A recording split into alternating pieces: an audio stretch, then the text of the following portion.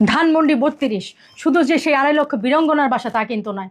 আমরা অনেক জায়গায় এবং আর্কাইভে দেখেছি আমাদের যে প্রয়াত প্রধানমন্ত্রী ছিলেন বেগম খালেদা জিয়া, উনি কিন্তু বলেছেন যে ধানমন্ডি ৩২ তারও ঠিকানা।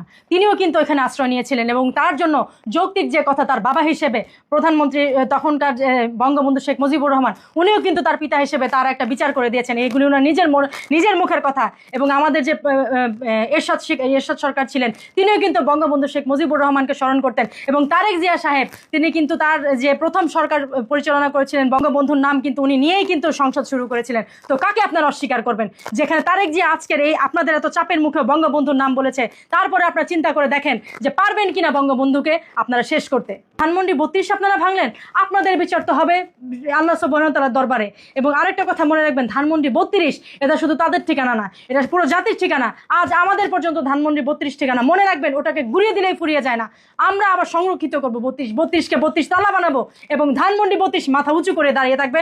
যতদিন বাঙালি থাকবে, যতদিন পদ্মা মেঘনা যমুনা থাকবে, যতদিন হচ্ছে এই স্লোগান থাকবে যে বীর বাঙালি অস্ত্র ধরো বাংলাদেশ স্বাধীন কর, তোমার আমার ঠিকানা পদ্মা মেঘনা যমুনা, যতদিন জয় বাংলা থাকবে ততদিন হচ্ছে ধানমন্ডি ৩২ থাকবে। মনে রাখবেন, আমার আপনার পরিবারে আমার বাপদাদা, আমার 14 গোষ্ঠীর কেউ 12 বছর 14 বছর জেল খাটেনি। জেল খেটেছিল বঙ্গবন্ধু একা, আর কেউ খাটেনি। তার জীবনের 24টা বসন্ত উনি শেষ করে দিয়েছেন এই বাঙালির জন্য। তো সেই পিতাকে আপনারা যারা অস্বীকার করেন, আপনারা যারা আজকে প্রশ্নবিদ্ধ করেছেন, আপনারা আজকে তাকে নিয়ে যারা বিতর্ক সৃষ্টি করেছেন, মহাকাল আপনাদের বিচার করবে। একটা মানুষ এই পৃথিবীতে নেই, তার অস্তিত্ব আজ বেঁচে আছে। আমরা আজ পর্যন্ত তাকে লালন করি, 20 কোটি লোক তাকে লালন করে। চাইলেও আপনারা বঙ্গবন্ধুকে শেষ করতে পারবেন না। বঙ্গবন্ধু বাংলাদেশের, বঙ্গবন্ধু আমাদের সবার। আওয়ামী লীগের একার কোনো সম্পত্তি বঙ্গবন্ধু না। বঙ্গবন্ধু কালে কালে যুগে আমাদের সবার। উনি মরে যাননি, উনি মহাজাগতিক সফরে গিয়েছেন, উনি আমাদের ভেতরে থাকবেন। এখনো জয় বাংলা বলে আমাদের গায়ে অনুরণ হয়, এখনো জয় বাংলা বলে তোরা ভয় পাস। এবং তোরা যে আন্দোলন করেছিলি, এই আন্দোলনের মূল ছিল যে সে বঙ্গবন্ধুর বাংলায় বৈষম্যের ঠাঁই নাই। অতএব মনে রাখিস, সাধু তোরা সাবধান, তোদের জন্য বঙ্গবন্ধু আমাদের রেখে গেছে এবং বঙ্গবন্ধু আমাদের অস্তিত্বের লালন করি। সেই বাঙালি আমরা যাতে বাঙালি, আমরা বাঁশকে অস্ত্র বানিয়ে তোদের মারতে পারি। তিতুমিরের বাঁশের কেল্লা থেকে আরম্ভ করে ৭১ পর্যন্ত যত কৃষক ছিল, যত কামার চামার ছিল, তারা সবাই নিরস্ত্র ছিল। তাদের কোনো অস্ত্রের ট্রেনিং ছিল না, কিচ্ছু ছিল না। কিন্তু বঙ্গবন্ধুর এক কথায় যে জয় বীর বাঙালি অস্ত্র ধরে বাংলাদেশ স্বাধীন করো, ঘরে ঘরে প্রতিরোধ দুর্গ গড়ে তোলো, এই এক কথায় যদি হ্যামিলিনের বাঁশিওয়ালার মতো তারা অস্ত্র ধরতে পারে, যে কৃষক শুধু হাতে শুধু কাঁচি ধরতো, সেই কৃষক যদি মনে কর এভাবে করে কাঁচি কাটা করতে পারে পাকিস্তানিদের, আমরাও পারবো।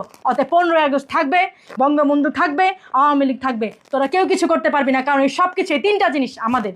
15ই আগস্ট বাঙালির জন্য সারা জীবন থাকবে। এটা আমাদের শোক দিবস, এটা আমাদের হচ্ছে সারা বাঙালির হচ্ছে কলঙ্কিত অধ্যায়। আমরা সারা জীবন 15ই আগস্ট পালন করব। এবং 15ই আগস্ট হচ্ছে আমাদের শপথের প্রধানই যে এই 15ই আগস্টে আমাদের পিতাকে তোরা মেরেছিস, আমরা শোককে শক্তিতে রূপান্তরিত করেছি। এবং 81 সালে আমাদের প্রধানমন্ত্রী শেখ হাসিনা, উনি যখন দেশে এসেছেন, ওনাকে দেখতে হাজার হাজার লাখ লোক এই সারা বাংলাদেশ থেকে ট্রাক ভরে এসেছে, হেঁটে এসেছে, গরু গাড়িতে এসেছে, একবার শুধু মুজিব কন্যাকে দেখার জন্য। এবং ওই দিনে উনি শপথ নিয়েছিলেন যে 81 থেকে উনি আবার সেই প্রজ্বলিত করবেন সেই দল আওয়ামী লীগকে। আজকে আওয়ামী লীগ প্রতিষ্ঠিত দল এবং আওয়ামী লীগের হচ্ছে 1 কোটি নেতাকর্মী। আজ পর্যন্ত 35 লাখ মামলা হামলা নিয়ে যে দলটি দাঁড়িয়েছে, তার নাম হচ্ছে আওয়ামী লীগ।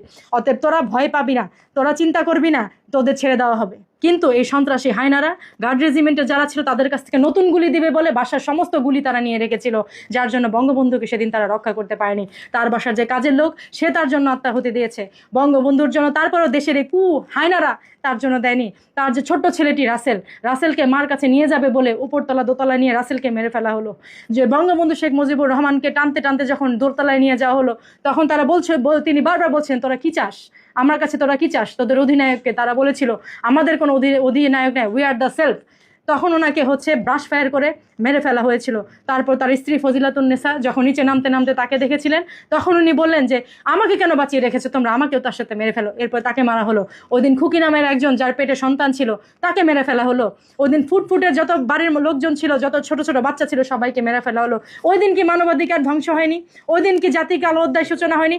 আজ এই অসভ্যরা বলছে যে বঙ্গবন্ধু শেখ মুজিবুর রহমান নাকি পাকিস্তানের হচ্ছে গিয়ে তাদের সাথে মিলিত হয়েছে, তিনি নাকি দেশ ছেড়ে চলে গিয়েছিলেন তার কন্যার মতো।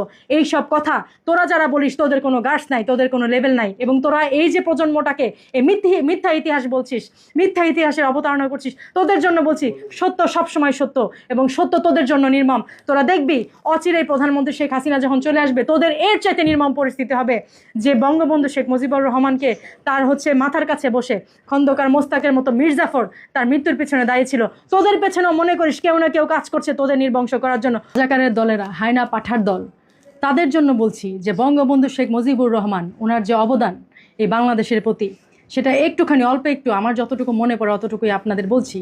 সেটা হচ্ছে 69-এর গণঅভ্যুত্থান, 6 দফা দাবির মাধ্যমে বাঙালির স্বদেশী স্বার্থ এবং অর্থনৈতিক সামাজিক স্বার্থ গিয়ে উদ্ধার করা, রাষ্ট্রভাষা বাংলা এবং পুরা পৃথিবীতে বাংলা হবে বাঙালির রাষ্ট্রভাষা এবং মাতৃভূমি বাংলাদেশে রাষ্ট্রভাষারই প্রচলন হবে, 1 বছরের মধ্যে একটা সংবিধান এনে দেওয়া এবং আমার সোনার বাংলা আমি তোমায় ভালোবাসি এই সুমধুর কণ্ঠের এই বাংলা জাতীয় সঙ্গীত নির্বাচন করা, যুদ্ধ পরবর্তী দেশের জন্য বিভিন্ন জায়গায় শুভেচ্ছা এবং রাষ্ট্রীয় গুরুত্বপূর্ণ স্থাপন এবং গিয়ে সামাজিক উন্নয়নের জন্য বিভিন্ন দেশের সাথে বন্ধুত্বপূর্ণ সম্পর্ক, 2.5 লাখ বীরঙ্গনা তাদের পুনর্বাসন এবং তাদের জন্য কর্মসংস্থানের সৃষ্টি, অস্বীকৃতি জানানো পরিবারের মেয়েদের ধানমন্ডি 32 নাম গিয়ে তাদের বাসস্থান এবং পিতার নামের জায়গায় বঙ্গবন্ধুর নাম এটা রচনা করা, যুদ্ধ শিশু এবং যুদ্ধ পরবর্তীকালীন যেসব শিশু তাদের পৃথিবীর বিভিন্ন দেশে দত্তক নেওয়ার জন্য বিভিন্ন উদ্যোগ উনি নিয়েছেন মা ফজিলাতুন্নেসা সহকারে, এবং কি দেশে নারীদের ক্ষমতায়ন উইমেন্স এম্পাওয়ারমেন্ট এটা প্রতিষ্ঠা করা এবং স্বীকৃতিপ্রাপ্ত হয়ে নারীরা যাতে তাদের জীবন ভালোভাবে গড়তে পারে,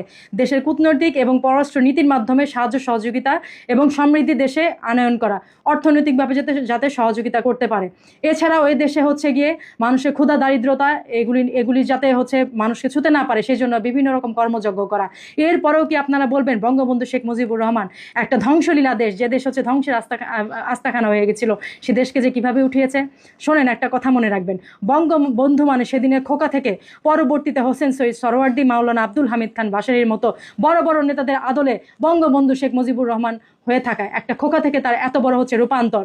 বঙ্গবন্ধু মানে সেলের আশেপাশে নিজের গিয়ে কবরকে দেখে দেশের জন্য নিজের মৃত্যুকে মেনে নেওয়া। বঙ্গবন্ধু মানে এমন একটি নাম যে নামে আজও শত্রুরা ভয় পায়, মরে গেছে আজ না, আজকে থেকে বহুত বছর আগে এই দিনে আপনারা তাকে মেরেছেন, এখনো গিয়ে গর্ত থেকে বের হতে সাহস পায় না শুধুমাত্র বঙ্গবন্ধু নামের জন্য। অতএব বঙ্গবন্ধু নাম চাইলেও আপনারা কখনো মুছে ফেলতে পারবেন না। যে বুক ভরে উনি স্বপ্ন দেখেছিলেন স্বাধীন সার্বভৌম বাংলাদেশে, সেই বুকে 18টি বুলেট শয়তানরা তখন তার বুকে বিধিয়ে দিয়েছিল। এই বাংলাদেশকে যেখানে তিনি চিন্তা করেছিলেন বুক ভরার স্বপ্ন ছিল এ দেশকে উন্নয়নশীল থেকে উন্নতর কাতারে নিয়ে যাবেন, সেখানে তাই পরিণতিতে আমরা কি দিয়েছিলাম তাকে? 18টি বুকের মধ্যে বুলেট, 570-এর একটা সাবান যেখানে কোনো সুগন্ধি ছিল না, এবং প্রতিবেশী হিন্দু মহিলা যার শাড়ি হয়েছিল তার কাফন।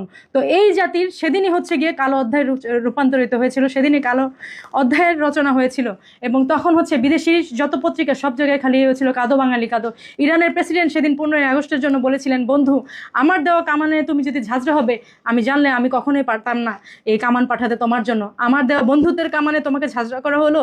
যেদিন 15ই আগস্ট ছিল, ফজরের সময় শত্রুরা শয়তানরা তার বাসায় গিয়ে একদল পদভ্রষ্ট আর্মি অফিসার তার বাসায় সেনিয়াবাদ এবং তার গিয়ে মা ফজিলাতুন্নেসা তার বাবার বাড়ি, এই সব জায়গায় মানুষকে মারা শেষে গিয়ে 32 নম্বর বাড়িতে যখন অবস্থান করলো, তখন নিচের গার্ডদের বঙ্গবন্ধু শেখ মুজিবুর রহমান বারবার বললেন যে গার্ড রেজিমেন্টে যারা আছো তারা প্রস্তুত হও, যে আজ 5ই আগস্ট পুলিশ হত্যা দিবস, এবং এই দিবসে আমি সশ্রদ্ধভাবে সম্মান করতে চাই এবং তাদের স্মরণ করতে চাই যারা আত্মাহুতি দিয়েছেন এই 5ই আগস্টে। আপনারা দেখবেন বাংলাদেশের বিভিন্ন জায়গায় বিভিন্ন স্থানে তাদের মেরে কুপিয়ে তাদের চাকচাক করে কেটে যাত্রাবাড়ি ফ্লাইওভারে হ্যাঙ্গিং করা হয়েছে। এবং আমরা দেখেছি একজন প্রেগনেন্ট মহিলা পুলিশ, উনি বারবার আকুতি করছেন যে আমাকে মারবেন না, আমি প্রেগনেন্ট, আমার বাচ্চা পেটে, আমি গর্ভ অবস্থায় আছি, তাকে পর্যন্ত ক্ষমা করা হয়নি। তো এবং আজকে এই যে 5ই আগস্ট, এই 5ই আগস্টে এই পুলিশের যে জাতীয় নিরাপত্তা এবং পুলিশ যে দায়ভার আমাদের জন্য নেয়, এবং পুলিশ আমাদের জন্য হাজারবার লক্ষবার তারা যে বুকের মধ্যে গুলি নিচ্ছে, তারা নির্যাতনের শিকার হচ্ছে, এই তীব্র নিন্দা প্রতিবাদ। পুলিশকে সামান্যতম সম্মান তো দূরের কথা, পুলিশের যে মানুষ হিসেবে তার যে একটা সম্মান আছে সেই সম্মানটাও বিভিন্ন রাজনৈতিক দল এরা কিন্তু দেয় না। কিছুদিন আমরা দেখলাম যে একজন পুলিশ কর্মকর্তা উনি রাস্তার মধ্যে দাঁড়িয়েছিলেন, একজন বিএনপি বা সামহাও জানি না, আমার এখন মনে পড়ছে না, কোনো দলীয় লোক, তাকে তিনি বলেছিলেন যে রাস্তার ফ্রন্ট লাইন দিয়ে না যেতে, তিনি গিয়ে সে লাইন ব্রেক করে তার পায়ের উপর চলে গেছেন, এবং তিনি রাস্তায় বসে তখন চিৎকার করে কান্না করছিলেন যে আমরা কি আপনাদের নিরাপত্তা দেই না, আজকে কেন আমরা অনিরাপত্তায় ভুগবো। তো এই যে কার্যকলাপ, এগুলো তীব্র নিন্দা এবং প্রতিবাদ জানাচ্ছি। আজকে দেখেন আপনারা আলিফের চোখ নিয়ে গিয়ে এক চোখ ব্যান্ডেজ করে আপনারা প্রতিবাদ করছেন, এই সেম প্রতিবাদ কি আপনারা করেছিলেন যেদিন আসিয়া মারা গেল, যেদিন হচ্ছে গিয়ে রামিসা মারা গেল, এবং এর মধ্যে আরো কত তাজা প্রাণ চলে গেল। কথা প্রিন্ট মিডিয়াতে এবং সোশ্যাল মিডিয়া বিভিন্ন পোর্টালে দেখেছি যে এরা হচ্ছে নারায়ণগঞ্জ যখন যায়, এই যে এনসিপি এবং জামাত এবং হবিগঞ্জে যখন যায়, এদের কি করে পুলিশ বিশেষ প্রোটোকল দিয়ে কিন্তু এদের নিয়ে আসে। আজকে তাদের জন্য হচ্ছে পুলিশ তাদের পিঠে মার নিচ্ছে, তাদের বুকে গুলি পেতে দিচ্ছে, এবং এই পুলিশের জন্য তাদেরকে এহেন কিছু করণীয় নেই। পুলিশ কি এভাবে জীবন দিয়ে যাবে তাদের জন্য, আমাদের জননিরাপত্তার জন্য? একটা দেশের সরকার যদি হাফ আপনি গভর্নমেন্ট বলে, সেটা হচ্ছে গিয়ে বাংলাদেশ পুলিশ বাহিনী এবং সেনাবাহিনী। তো আপনারা কিন্তু এদের এই পরিবার কিভাবে চলে, এদের বাবা মা কিভাবে চলে এবং এদের দিন যাপন কিভাবে হচ্ছে, সেজন্য কিন্তু তাদের জন্য সামান্যকৃত অর্থ বরাদ্দ বলেন, তাদের জন্য কোনো সহানুভূতি বলেন, এবং আপনারা এত কিছু সমাবেশ করেন, তাদের জন্য কিন্তু এই পর্যন্ত কিচ্ছু করেনি। কিন্তু সহযোগিতার বেলায় তাদের আপনারা সামনে পান।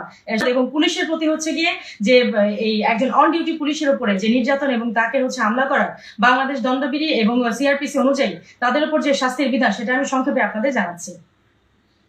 বাংলাদেশে কর্মরত পুলিশ কর্মকর্তা এবং তার উপর হামলা এবং সরকারি কাজে বাধা প্রদান বা ফৌজদারি বল প্রয়োগের শাস্তি অপরাধের তীব্রতার উপর ভিত্তি করে নির্ধারিত হয়েছে। দণ্ডবিধি 1860, আপনার দি প্যানেল কোড 1816 অনুযায়ী শাস্তির বিধানগুলি হচ্ছে: প্রাণ নাশের চেষ্টা বা হত্যার চেষ্টা 302 এবং 307 ধারায় যদি করা হয়, তাহলে তার সর্বোচ্চ শাস্তি হচ্ছে 10 বছর থেকে যাবজ্জীবন কারাদণ্ড, এবং 302 ধারায় এটি সরাসরি হত্যা মামলা হিসেবে গণ্য হবে এবং এর শাস্তি মৃত্যুদণ্ড এবং যাবজ্জীবন কারাদণ্ড হতে পারে। তো সেদিক থেকে হচ্ছে সারা দেশের জনগণ প্রত্যেকেই সতর্ক থাকতে হবে, রাজনৈতিক দল সবাইকে সতর্ক থাকতে হবে, এবং পুলিশকে, যেহেতু হাফ গভর্নমেন্ট আমাদের দেশের পুলিশ এবং তারা আমাদের 24 ঘন্টা নিরাপত্তা দেয়, তাদের প্রতি সম্মান এবং শ্রদ্ধা এবং সড়কে যারা থাকবে তাদের জন্য নিরাপত্তা প্রদান করতে হবে। আজকে বাংলাদেশকে বিভস্ত করা হচ্ছে, বাংলা নারীকে বিভস্ত করা হচ্ছে। আমি বাংলাদেশ, ফারজানা আপা বাংলাদেশ, আমাদের মাহিয়া মাহি, আমাদের শাওন আপা বাংলাদেশ, আমাদের প্রত্যেককে কি আপনারা বিভস্ত করবেন? আমাদের প্রত্যেককে কি আপনারা এভাবে করে মারবেন? আজকে বাংলাদেশে 2.5 লক্ষ বীরাঙ্গনাকে এই দিনের জন্য হচ্ছে গিয়ে যে তাদের যে প্রাণের আত্মাহুতি দিয়েছিল, এই দিনের জন্য কি তারা সম্ভ্রম সবকিছু বিসর্জন করেছিল? যে আজকে আমাদের হচ্ছে আপনারা উলঙ্গ করে রাস্তাঘাটে আমাদের কর্মস্থলে গিয়ে আপনারা গিয়ে মারধর করে আসবেন? বালের জুলাই 71 চান্দাবাজ ধান্দাবাজের জন্য করানো হয়নি। আমাদের দেশ এখন দুই ভাগে বিভক্ত, একটা হচ্ছে গিয়ে দল আর একটা হচ্ছে গিয়ে লীগ। কেউ জুলাইয়ের পক্ষে, কেউ জুলাইয়ের বিপক্ষে। তো আমরা যারা সাধারণ জনগণ, তারা আসলে মূলত কার দলে যাব? আমরা যারা দেশকে যারা ভালোবাসি, তারা মূলত কোন পক্ষে যাব? জুলাইয়ের পক্ষে যাব নাকি জুলাইয়ের বিপক্ষে যারা আছে তাদের পক্ষে যাব? কারণ তারাও আমার তো ভাই। তা আমি কোন ভাইয়ের সঙ্গে আমি তো থাকবো? এটা লিখে আপনি কি বোঝাতে চাচ্ছেন? এটা আমি বুঝাইতে চাচ্ছি, এই যে 2-3 হাজার দেশপ্রেমিক ছেলেগুলো যাদেরকে মারা হয়েছে কিংবা যাদেরকে হত্যা করা হয়েছে, এদের তো একটা স্বার্থ ছিল। এদের যে আত্মত্যাগটা, এটা যাতে কত বৃথা না যায়, এটা যাতে আমরা আজীবন মনে রাখতে পারি। আমি লিখেছি, এই দেশে দুর্নীতি, চান্দাবাজ, ধান্দাবাজ, আমাকে যাচাই করতে হবে। আমার চিন্তাধারা, আমার ব্যবহার, আমার ভাবনাটা অ্যানালাইসিস করবেন। আমি কি কাপড় পরে এসেছি আর কোন ড্রেসে আমি আপনার সামনে দাঁড়ালাম, সেটা কিন্তু মুখ্য বিষয় না। মুখ্য বিষয়টা হচ্ছে গিয়ে আমি আপনাকে কি মেসেজটা দিতে চাচ্ছি সেটা। আমার মেসেজটা হচ্ছে যে বাংলাদেশে কোনো দুর্নীতি হবে না, কারণ বাংলাদেশ স্বাধীন দুর্নীতির জন্য হয় নাই। দুর্নীতিদের জন্য, চান্দাবাজ ধান্দাবাজের জন্য বাংলাদেশটা স্বাধীন হয় নাই। 71 চান্দাবাজ ধান্দাবাজের জন্য করানো হয়নি। বাংলাদেশটা স্বাধীন করছি আমাদের সুন্দর একটা দেশ পাওয়ার জন্য, সুজলা সফলা বাংলাদেশ পাওয়ার জন্য মূলত। তো সেইটাই যেহেতু আমরা পাইনি, কেউ ভারত বিরোধী, কেউ হচ্ছে পাকিস্তান বিরোধী, এই যে দুই ভাগে বিভক্ত আমাদেরকে করা হচ্ছে, কিন্তু আমরা কিন্তু কেউ দেশপ্রেমিক হিসাবে আমাদেরকে কেউ দেখে না। আমরা নিজেদের মধ্যে আমরা দুইটা ভাগ হয়ে গেছি। যেমন আপনি যদি বলেন মা বড় নাকি বউ বড়, তাহলে কিন্তু এখানে পরিস্থিতি আপনাকে করবে যে কে কোন সময়ের জন্য বড়। আসলে মূলত হচ্ছে আমি মেসেজটা পাঠাতে যাচ্ছি যে আমাদের এই 24টা যাতে বৃথা না যায়। আর যদি যাদের বৃথা যায় তারা ওই যে CDI যারা বলে, তাদের পক্ষেও আমি আছি। বালের জুলাই, আপনি যদি CDI বলতে পারেন, তাহলে আমিও তো বলতে পারি আপনারই ভাই, আমিও তো বলতে পারি বালের জুলাই। আর আপনার বিবেকে যদি না বলতে পারে, আপনি যদি ওটাকে ঘৃণাতে চোখে দেখেন, তাহলে আপনি অবশ্যই বলবেন যে না, 24টা বৃথা যেতে দেব না। ৩৬ নম্বর বাঙালির আতুর ঘর, ওটি শেখ হাসিনার শুধু বাবার বাড়ি না, ওটি আমার বাড়ি, আপনার বাড়ি, সবার বাড়ি, আমাদের মুক্তিযুদ্ধের আতুর ঘর। সেই ঘরে তারা আপনার বুলডোজার দিয়ে আঘাত করেছে। 7 দিনের মধ্যে যদি সরকার কোনো দৃশ্যমান পদক্ষেপ না নেয়, তাহলে আমাদের বাধ্য হব আমরা মহামান্য হাইকোর্ট ডিভিশনে রিট পিটিশন দায়ের করার জন্য। আইনের শাসনের প্রথম কথা ইনকোয়ারি। ডক্টর মোহাম্মদ ইউনূসের যে দীর্ঘ অপরাধের তালিকা, একটা হচ্ছে হার্ম ট্র্যাজেডি, ভ্যাকসিন না এনে, number 2 highest corruption. Even doctor ইউনূসের বন্ধু ডক্টর ইফতেখারুজ্জামান বলেছে ইউনূসের আমলে 45% বেশি টাকা পাচার হয়েছে সুইস ব্যাংকে। তৃতীয়ত হচ্ছে আমাদের সর্বোচ্চ আইন সংবিধান, সেই সংবিধানের আর্টিকেল 24-23-তে আছে জাতীয় সাংস্কৃতিক ঐতিহ্য রাষ্ট্র রক্ষা করবে। ঐতিহাসিক স্মৃতিস্তম্ভ, জাতির হৃদস্পন্দন স্মৃতিস্তম্ভ রক্ষা করবে। ইউনূসের আমলে আমরা দেখেছি মুক্তিযুদ্ধের সমস্ত স্তম্ভকে মবের মাধ্যমে সে ভাঙিয়ে দিয়েছে।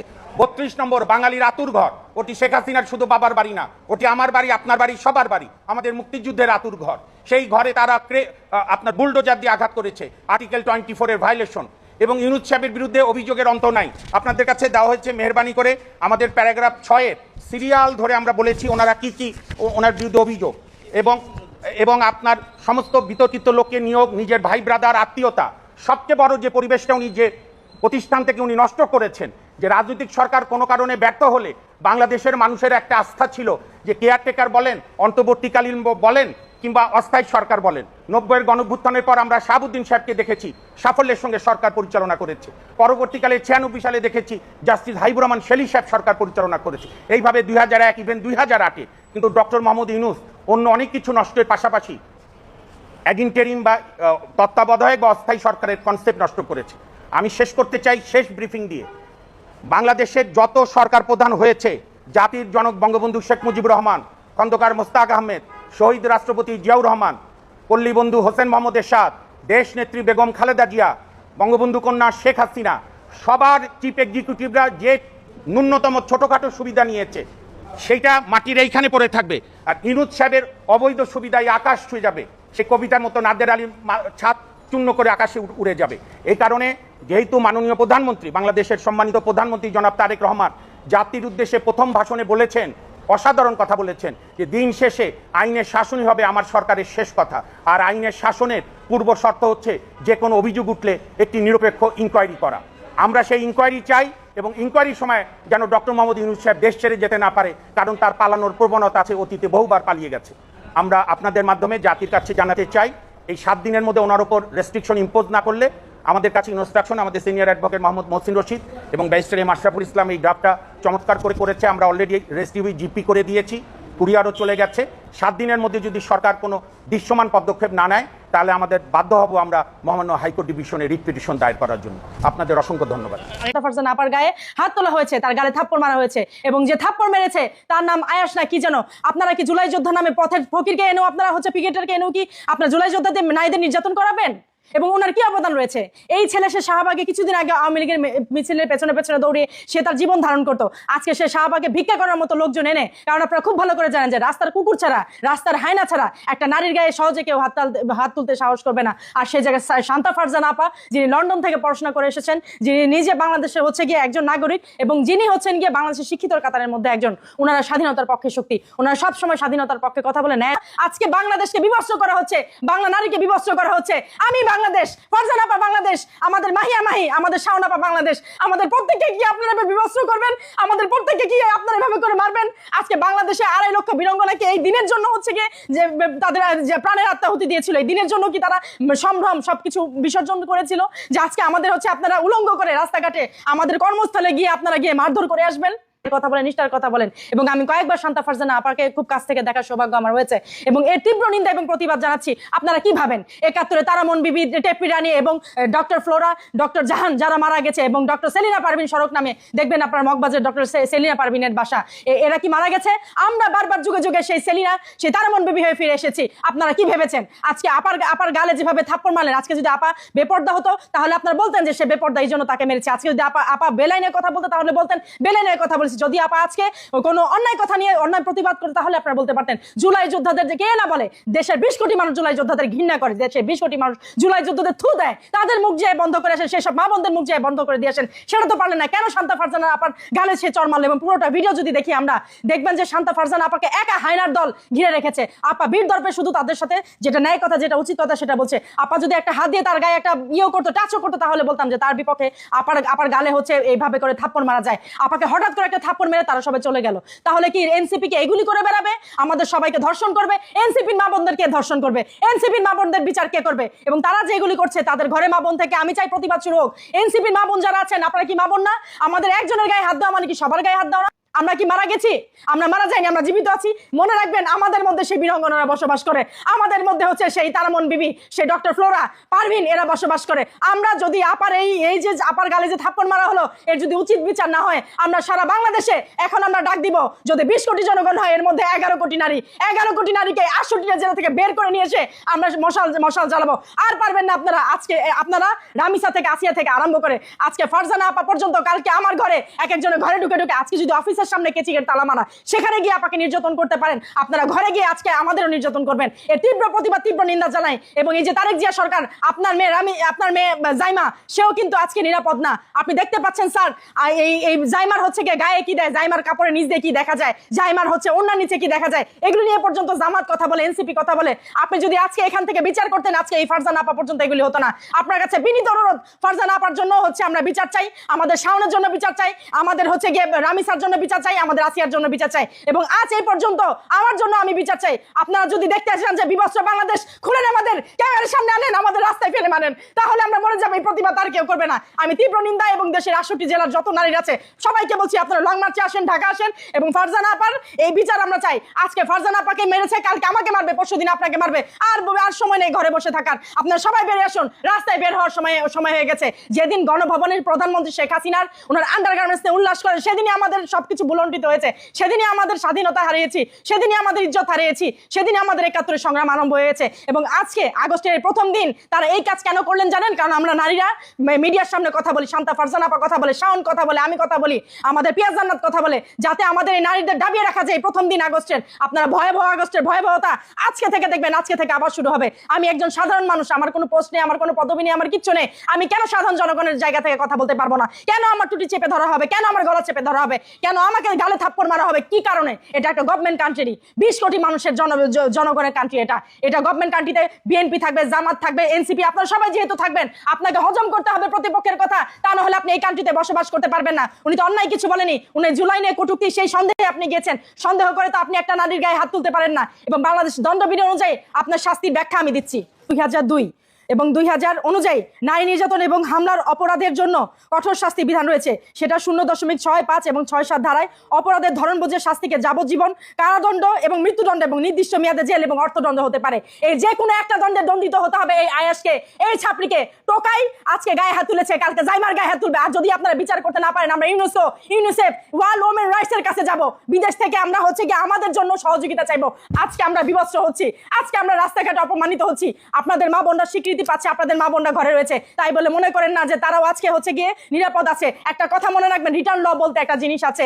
আজকে যে ফারজানা আপার সাথে যা করলেন, এবং কালকে হচ্ছে গিয়ে রামিসার সাথে যা হলো, এই যদি আপনার স্টেডিয়ামে গিয়ে তাকে যদি মৃত্যুদণ্ড দিতেন, আজকে এই পর্যন্ত হতো না। কিন্তু আপনারা ইচ্ছাকৃতভাবে একটা পিকেটার, একটা রাস্তার নর্দমার কিটকে আপনারা তুলে এনে আপনারা তাকে হচ্ছে গিয়ে একটা অভিসন্ধি দিয়ে আপাকে 2 গালে থাপ্পড় দিয়েছেন। কেন দিয়েছেন সেটাও আমরা জানি, যাতে উনি এখান থেকে থেমে যায়। আজকে এখান থেকে শুরু হলো, 68 জেলায় যাব, 68 জেলার নারীদের এক জায়গায় করবো আমরা। এবং কালকে থেকে দেখবেন যে নারীরা মশাল মিছিল, নারীরা ঝাড়ু নিয়ে, নারীরা দাবটি নিয়ে কিভাবে রাস্তায় নামে।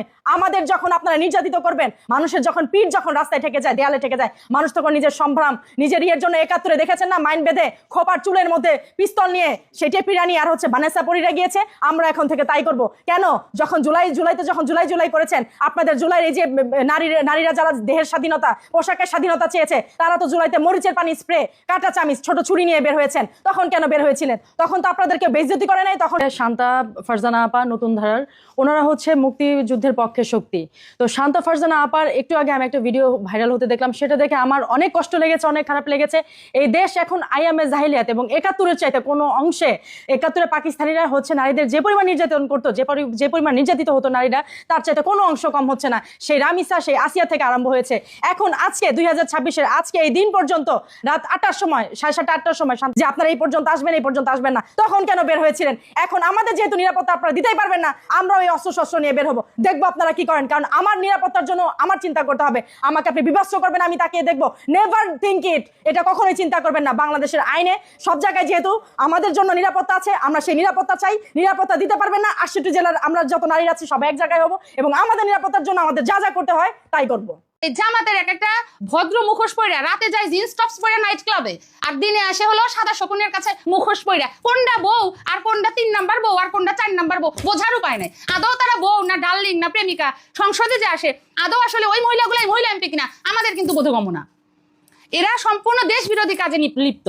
এরা সবসময় এই একটা ভান ধরে থাকে, কিন্তু রাতে ঠিকই যদি দেখবেন, এই যে গতকালকের একটা ভিডিও দেখলাম, প্রত্যেকটা লোকেরা বিভিন্ন জায়গাতে তারা বাড়ি ঘর লুটপাট করছে, দখল করছে, তারা বিভিন্ন জায়গা দখল করছে। কেউ যদি সাধারণ জনগণ একটা রিক্সাওয়ালাও যদি আওয়ামী লীগ নিয়ে কথা বলে, তার সেই রিক্সাটাও কেড়ে নেওয়া হয়। এটা কোন গণতন্ত্র? ও নিজের বেলায় 16 আনা, হ্যাঁ নিজের বেলাতে 16 আনা, আমি বললে সব্বু আর অন্য কেউ বললে ঝাড়াফু হয়ে যায়, তাই না? মানে এই যে কথায় আছে না যে কথায় আছে না যে মানে সবকিছু আমি করব, আমি খাবো, কোনো সমস্যা নাই, কিন্তু অন্যজন যদি ছিটে পোটা চোখে দেখে ওইটা বিরাট সমস্যা। তাই আমি লুচ্চামি করব, আমি এনসিপির মেয়েদেরকে নিয়ে হি হি হি করবো, চুম্মা চুম্মি খাবো, কোনো সমস্যা নাই। আমি তারেক জিয়ার মেয়ে জাইমা রহমানের নোংরা ভিডিও করব, আমি শেখ হাসিনার নোংরা ভিডিও করব, কোনো সমস্যা নাই। কিন্তু আমাদেরকে যদি সাদা শকুন বলা হয় তাতে আমাদের সমস্যা। কেন আমাদের সাদা শকুন বলা হয়? এটা আমাদের সমস্যা। এই সব জারজগুলো এরা পাকিস্তানের অবৈধ সন্তান। অতীতে এরা ঘাপটি মেরেছিল, সাধারণ জনগণ বুঝতে পেরেছিল না এদের প্ল্যান, এদের ডিপ স্টেট এগুলো বুঝতে পেরেছিল না, জন্য আন্দোলনে শরিক হয়েছিল। এই জারজগুলো ভাবতেছে যে পরবর্তীতে আবার শেখ হাসিনা আসবে যখন আবার নামবে মাঠে। একেবারে আমার যে ক্ষেত আছে সেই ক্ষেতে সুন্দর সুন্দর মরিচ গাছ হয়েছে, একেবারে মরিচগুলা তুইলা বাইটা আমি ফ্রিজে রেখে দিতেছি। এই এনসিপির একটা মহিলা নেত্রী আর এই জামাতের একটা ভদ্র মুখোশ পইরা রাতে যায় জিন্স টপস পরে নাইট ক্লাবে, আর দিনে আসে হলো সাদা শকুনের কাছে মুখোশ পইরা। কোনটা বউ আর কোনটা 3 নাম্বার বউ আর কোনটা 4 নাম্বার বউ বোঝার উপায় নাই। আদৌ তারা বউ না ডার্লিং না প্রেমিকা, সংসদে যে আসে আদৌ আসলে ওই মহিলাগুলাই মহিলা এমপি কিনা আমাদের কিন্তু বোধগম্য না। এরা সম্পূর্ণ দেশ বিরোধী কাজে লিপ্ত। এরা সবসময় এই একটা ভান ধরে থাকে, কিন্তু রাতে ঠিকই যদি দেখবেন, এই যে গতকালকের একটা ভিডিও দেখলাম, এই পাটোয়ারি এই জুলাই যোদ্ধা এদের প্রত্যেকের কিন্তু বিচার হবে, এরা কিন্তু বিচারের আওতায় আনা হবে, এরা কিন্তু বিচারের বাইরে থাকবে না। এবং আপনারা এই যে এতগুলি পুলিশ মারা গেল, এই পুলিশ মারা গেল, এদের কোনো বিচার আপনারা করলেন না। একটা পরিবারের সোর্স অফ ইনকাম যেসব পুলিশরা ছিল, তাদের পরিবার কিভাবে চলছে, তাদের বউ কিভাবে চলছে, তাদের বাচ্চারা কিভাবে চলছে, তাদের বাবা মা কিভাবে আজকে দিন যাপন করছে, এগুলি কোনো কিছুর কিন্তু কোনো সুরাহা কিন্তু আপনারা করলেন না। পুলিশরা কি পুলিশের চাকরি করে কি মাথা বেঁচে দিয়েছে আপনাদের কাছে যে এতগুলি পুলিশ মারা গেল? এগুলির কোনো তো বিচার আপনারা করলেনই না। উল্টা জুলাই সনদে গিয়ে এগুলি মীমাংসিত বলে আপনারা ওখানে প্রকাশ করেছেন, এবং জুলাই সনদ যাতে গিয়ে সবাই যাতে স্বাক্ষর করে এ নিয়ে আপনারা তোলপাড় করছেন। কেন তোলপাড় করছেন সেটাও আমরা জানি, কারণ আপনারা যে অন্যায় করেছেন এই অন্যায়ের গিয়ে সুরাহা হিসেবে, এবং এই আলবদরদের যে এনসিপির সাথে যে আপনারা নিয়ে নিলেন, আপনারা একদলীয় জোট হয়ে দেশকে ধ্বংসের জন্য আবার এই জুলাই সনদের গিয়ে একটা ইন্টেরিয়াম তৈরি করছেন, যেটা তৈরি করা হয়েছিল বঙ্গবন্ধুকে 75-এ মেরে ফেলার পর, 15 আগস্টে তাকে মেরে ফেলার পরে আপনারা মীমাংসিত হিসেবে একটা ইন্টেরিয়াম গভর্নমেন্ট তৈরি করে রেখেছিলেন। 4 জন নেতাকে আপনারা মারলেন, 4 জন বুদ্ধিজীবীকে মারলেন, বেছে যে দেশে যত বুদ্ধিজীবী যারা ভালো ভালো জায়গায় ছিলেন কর্মস্থল থেকে আপনারা ঢাকা দিয়ে নামিয়ে দিলেন। সেম কাজ কিন্তু আপনারা আবারও করছেন। তাহলে কি প্রমাণিত হয়? সে 71-এ যারা দালাল ছিলেন তারা আপনারা কালের ইয়েতে আপনারা মেটিকুলাস ডিজাইন করে এখনই সেই কাজ আপনারা আবার করছেন বঙ্গবন্ধু শেখ মেয়ের সাথে। উনি থাকাকালীন এই কাজ আপনারা আবার করছেন, কারণ আপনারা কখনোই চাননি যে বাঙালি মাথা উঁচু করে দাঁড়াক। আপনারা চেয়েছেন সবসময় বাঙালি দাসত্ব করুক, যে দাসত্ব হিসেবে আপনারা আমেরিকার সাথে একটা চুক্তি সুদি ইউনুসকে দিয়ে করেছেন। সুদি ইউনুস উনি গিয়ে এনজিও আর সুদের ব্যবসা ছাড়া উনি কিচ্ছু বোঝে না। তাই যদি বুঝতেন, এতগুলি হামের শিশু আজকে পর্যন্ত মনে হয় 650-তে এসে পৌঁছিয়েছে। একটা প্রজন্ম ইউনুস হত্যা করে গেল, যেখানে আসলে সুদের কোনো ব্যবসা নেই, সুদ আছে যেখানে ইউনুস আছে সেখানে, এবং 6 জন উপদেষ্টা তাদের নিয়ে ইউনুস এই দেশকে ম্যাসাকার করলেন। এর জন্য আপনাদের কিন্তু রিটার্ন লোতে ভুগতে হবে। নারায়ণগঞ্জে তার প্রতি যে হয়েছে, তাকে যে গণধোলাই দেওয়া হচ্ছে, এটার জন্য স্বরাষ্ট্রমন্ত্রী উনি যদি কোনো গিয়ে কথা না বলেন, ওনাকে উনি বিকায় বললেন, সবার সামনে বললেন যে উনি নাকি স্বরাষ্ট্র মন্ত্রণালয়ে ঘেরাও দিবে। তো এটা কি ন্যাশনাল টেরোরিজম না? এটা কি জাতীয় বিদ্রোহ না? এটা কি গিয়ে আপনার দেশের গিয়ে আন্দোলনের কি কোনো ইয়েতে পড়ে? কেন আপনারা তাহলে গিয়ে পাটোয়ারিকে ধরতে পারছে না? শোনেন, একটা কথা সবসময় মনে রাখবেন, অপরাধ কিন্তু অপরাধের কিন্তু কখনো গিয়ে সময় যায় না। আমরা আইনের ভাষা যেটাকে তামাদি বলি, অপরাধ কিন্তু সারা জীবন থাকে, এবং অপরাধ কিন্তু সেটা যে অপরাধে হোক, সেটা রাষ্ট্রদ্রোহিতা হোক, রাষ্ট্রীয় আন্দোলন হোক, এগুলি কিন্তু তামাদি থাকে সবসময়, কিন্তু এগুলির সময় থাকে। অর্থাৎ টুডে টুমোরো হোক। এই ধানমন্ডি 32 শুধু যে সেই 2.5 লক্ষ বীরাঙ্গনার বাসা তা কিন্তু নয়। আমরা অনেক জায়গায় এবং আর্কাইভে দেখেছি, আমাদের যে প্রয়াত প্রধানমন্ত্রী ছিলেন বেগম খালেদা জিয়া, উনি কিন্তু বলেছেন যে ধানমন্ডি ধানমন্ডি 32 তারও ঠিকানা। তিনিও কিন্তু এখানে আশ্রয় নিয়েছিলেন এবং তার জন্য যৌক্তিক যে কথা, তার বাবা হিসেবে প্রধানমন্ত্রী তখনকার বঙ্গবন্ধু শেখ মুজিবুর রহমান, উনিও কিন্তু তার পিতা হিসেবে তার একটা বিচার করে দিয়েছেন। এগুলি ওনার নিজের মুখের কথা।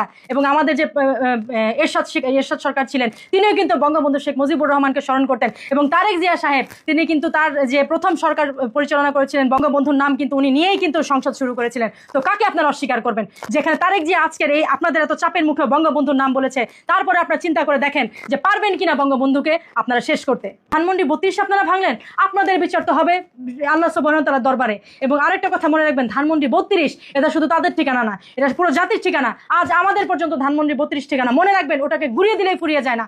আমরা আবার সংরক্ষিত করবো 32কে 32 তালা বানাবো এবং ধানমন্ডি 32 মাথা উঁচু করে দাঁড়িয়ে থাকবে যতদিন বাঙালি থাকবে, যতদিন পদ্মা মেঘনা যমুনা থাকবে, যতদিন হচ্ছে এই স্লোগান থাকবে যে বীর বাঙালি অস্ত্র ধরো বাংলাদেশ স্বাধীন কর, তোমার আমার ঠিকানা পদ্মা মেঘনা যমুনা।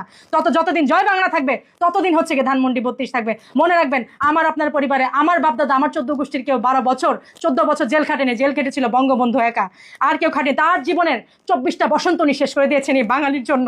তো সেই পিতাকে আপনারা যারা অস্বীকার করেন, আপনারা যারা আজকে প্রশ্নবিদ্ধ করেছেন, আপনারা আজকে তাকে নিয়ে যারা বিতর্ক সৃষ্টি করেছেন, মহাকাল আপনাদের বিচার করবে।